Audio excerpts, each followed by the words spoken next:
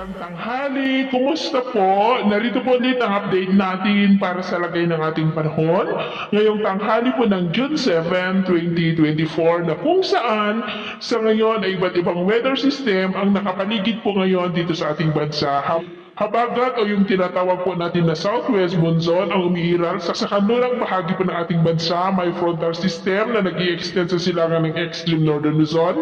Diyan po sa may taas at may ITDZ sa silangang bahagi ng Mindanao at easterlies naman sa silangang bahagi po ng sa Luzon at Visayas. At ito naman ay pinapakita ng forecast model natin pong ginagamit hanggang po sa susunod na 2 linggo. At sa lagay ng ating panahon ngayon, maayos naman ang panahon sa malaking bahagi ng ating bansa pero may tsansa pa rin ng maulap na kalangitan with isolated rain sa ilang bahagi po ng Cordillera, Cagayan Valley, Palawan, Catanduanes, Western Visayas, Cebu, Bohol, Southern Leyte, Northern Samar, ilang bahagi ng Zamboanga Peninsula, Northern Mindanao, Caraga, Sorsogon at Davao Region. At mamaya ay mas mataas muli ang tsansa ng maulap na kalangitan with isolated light to heavy rains dito po sa Northern Luzon, ilang bahagi ng Central Luzon, Southern Luzon, Kabisayaan at Mindanao.